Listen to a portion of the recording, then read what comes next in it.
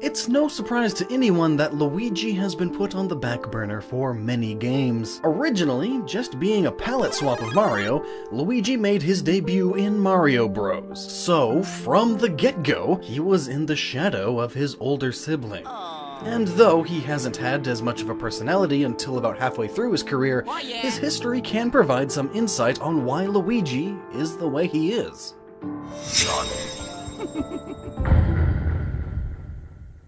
During Yoshi's stint as a protagonist, we see the beginning of the split between the brothers' personalities. Luigi is kidnapped from the very beginning of his life. He is kidnapped and held in a castle, being exposed to sounds and sights that, frankly, if you saw as a young child, would give you trauma for years to come.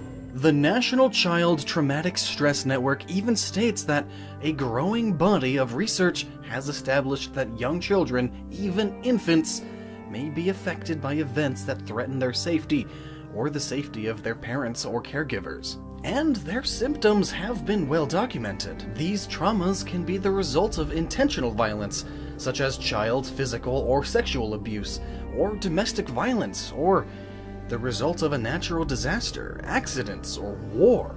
Young children may also experience traumatic stress in response to painful medical procedures, or the sudden loss of a parent or caregiver.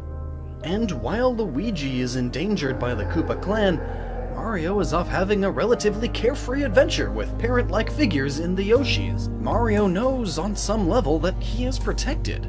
Every time anything bad happens, Yoshi is right there to save him. Meanwhile, Luigi is stuck in a bag, probably crying his little baby Luigi eyes out because he's so scared. Separation anxiety is one angle to look at it, as a few other YouTubers have explored, but the other angle we have to explore here is how childhood trauma could affect the psyche of a future hero. The symptoms of childhood trauma are pretty broad, but there are a few that can apply to Luigi. Specifically, those who suffer from childhood trauma may scream or cry excessively, startle easily, are unable to trust others or make friends, believe that they are to blame for the traumatic experience, fear adults who remind them of the traumatic event, fear being separated from a parent or a caregiver, are anxious and fearful and avoidant, show irritability, sadness, and anxiety, act withdrawn, and lack self-confidence. There are a multitude of examples of this throughout the Mario titles, and of course, the main series of Luigi's Mansion that we'll look into in a moment. But first, we have to go back to the 1980s once more. During the 1980s, it's fair to say that storytelling in video games was mediocre at best. But the absence of evidence may not necessarily be the evidence of absence in this case. What am I saying? Where was Luigi in Donkey Kong? Why wasn't he there helping Mario capture this escaped ape? The easy way out is to say, Lockston, he wasn't even made yet, and it wasn't a two-player game. But if we apply some of the symptoms, I think it can suggest a bit more. Clearly, in later games we can see that Luigi doesn't have the highest self-esteem and has heavy anxiety. Perhaps he wasn't in these games chronologically because he didn't think he could do it. This would be the point we find the brothers grown up in Brooklyn, and even Mario may not have gone on some of their more dangerous adventures at this point. But it should also be noted that, interestingly, Mario went off to war, specifically Vietnam. As in Mario's Bombs Away, he is helping transport explosives in the Vietnamese jungles. Chronologically, this very likely took place before Donkey Kong, before he fully grew up into the Mario we know today. He likely is very young here, though still technically an adult. Mario here is very brave, among the bravest, defending his country from the USSR menace. It's weird to know that this is technically canon, but it should be noted that yes, Mario here was very brave, and Luigi is, again, nowhere to be found. Likely not even considering joining the military, which honestly is a good thing for him and those he would be around if he had joined, as Luigi has been shown having severe bouts of panic and terror. Which again makes sense, because if we take a look into the effects of childhood trauma, we see that it can, and often does, have an effect on the adulthood of a victim. It would be safe to assume that Luigi had been suffering panic attacks and bouts of extreme avoidance with the world. While this era's Mario was traveling the world and space, taking parts in wars and multiple very dangerous jobs, and even wrangling apes, Luigi stayed behind, avoiding the world at all cost. Because childhood trauma can manifest itself in an adult as post-traumatic stress disorder, panic attacks, depression, disassociation, dissociative identity disorder, bipolar disorder, schizophrenia, eating disorders, and personality disorders. In short, if an ape that could crush you were loose, Luigi could have been at home fearing he'd get the call that his brother was dead. He fears the outside world, and couldn't imagine it without his brother Mario. He can't even leave the house until Mario invites him on a simple plumbing job. In Mario Bros. For the arcade, Luigi begins to come out of his shell. He tags along with Mario to help with a couple of pipes with blockages, and what happens? He is forced to fight his way out. And he does it. This is the confidence boost he needs to realize that he isn't as helpless as he's made himself out to be. He doesn't absolutely rely on his brother for everything. Finally, we get to the first of the Super Mario series of games. Luigi, while still in the background, sees more of the adventure. He's decided that he can do this. Plus, he's got a nice safety net with his brother being there with him. And through this game, Mario is there, supporting Luigi, finally happy that his brother is out and about. But then, what happens at the end of the game, at least canonically? Mario gets the credit. But Mario doesn't really understand the effect that this could have on his brother. While Mario gets the praise for saving the day, Luigi gets humbled again. Because as per usual, he gets sidelined and doubts himself. This isn't enough to set him back too far though. He goes on the next adventure, and while he keeps getting sidelined by Peach, it doesn't affect him in the same way. He understands Mario and Peach have kind of a thing now, and he's okay with that, but at the same time, Mario's ego is growing, and eventually, by the time of Super Mario RPG, he pushes Luigi, his one and only true brother, out of the picture. We end up seeing Luigi at the end of the game, still trying to hold on to the spotlight, but what comes next sends him nearly back to square one. Luigi's childhood trauma and his adulthood anxieties will come back in full force as Mario pushes him out of the spotlight completely. There are titles on the Nintendo 64 in which we get to play as Luigi, true, but never on an adventure. It's never the same kind of fun he could have with Mario. Mario has changed. He's a star now. A superstar, if you will. Luigi now feels the shadow of his past coming back to haunt him. He withdraws at this point, coming out for sports and parties, but never making it out for another adventure, because he just doesn't feel he matters anymore. The sports and parties are all just new celebrations of Mario's fame, and Luigi lets him just take the limelight and becomes ever more reclusive.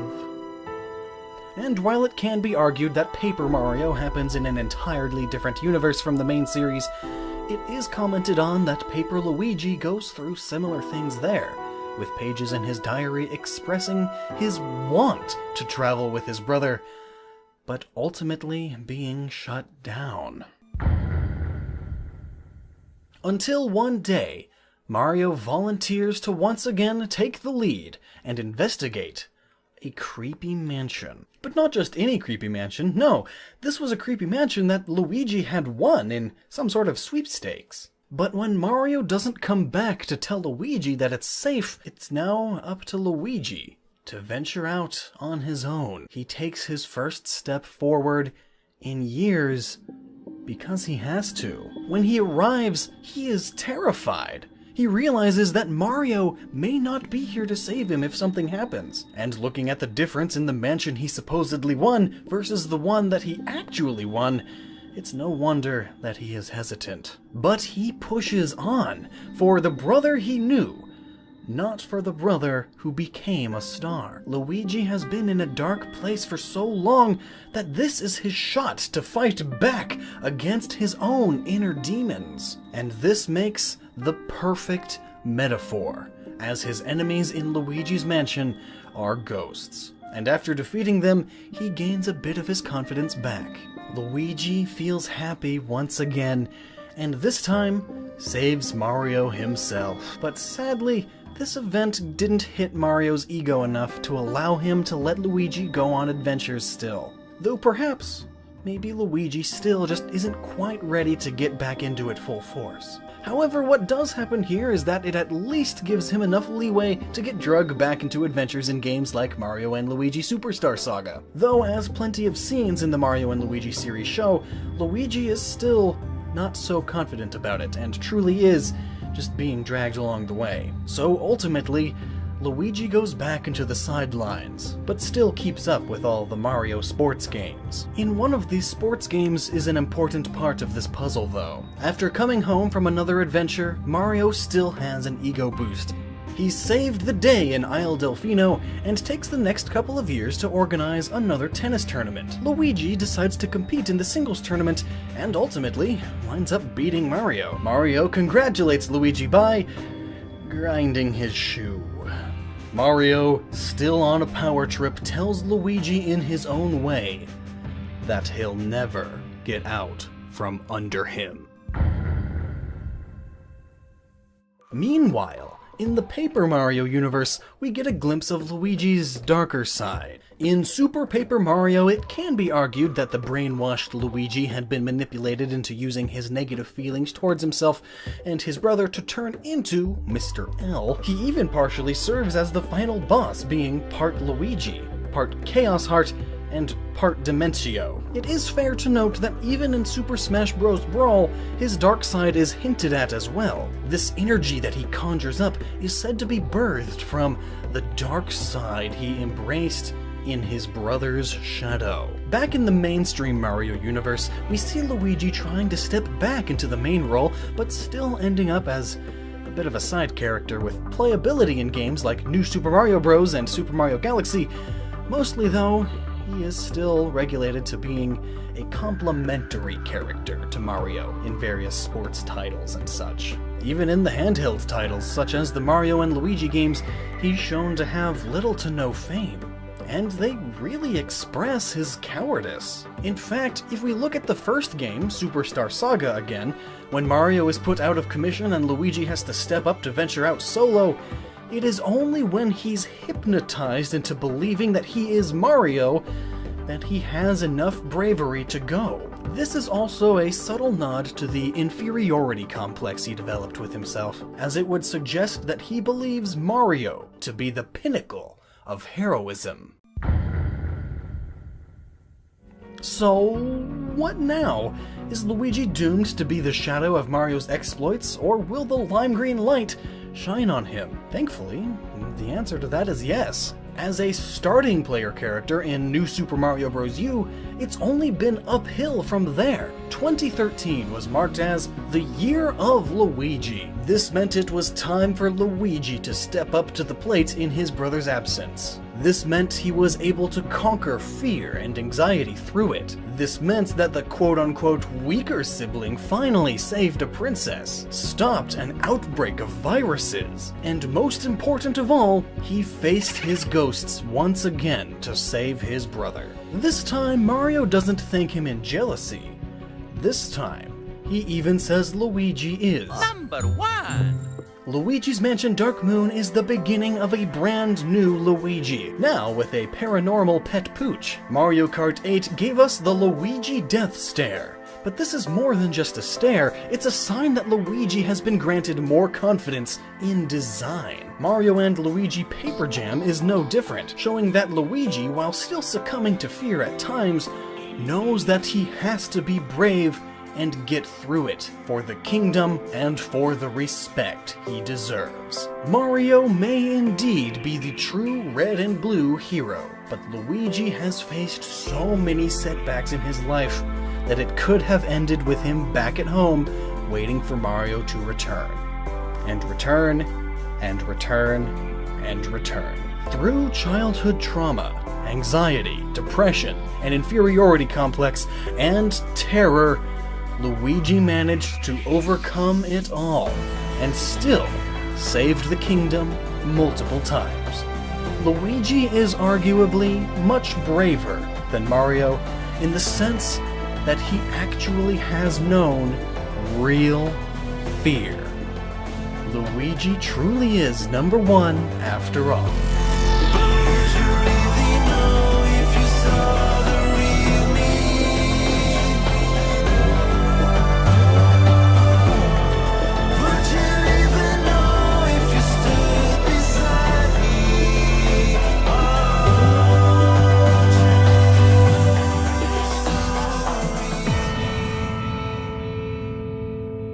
Or war. Young children may also experience traumatic stress in response to painful medical procedures or the sudden loss of a parent or caregiver. And while Luigi is endangered by the Koopa clan, Mario is off having a relatively carefree adventure with parent-like figures in the Yoshis. Mario knows on some level.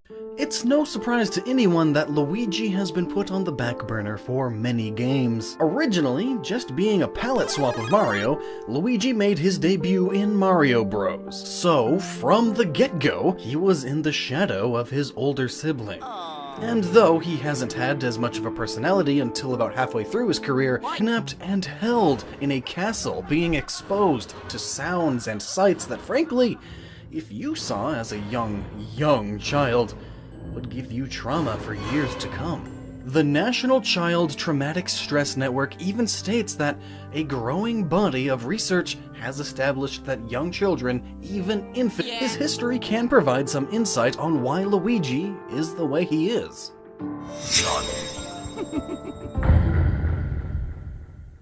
During Yoshi's stint as a protagonist, we see the beginning of the split between the brothers' personalities. Luigi is kidnapped from the very beginning of his life. His kids may be affected by events that threaten their safety, or the safety of their parents or caregivers. And their symptoms have been well documented. These traumas can be the result of intentional violence, such as child physical or sexual abuse, or domestic violence, or the result of a natural disaster, accident.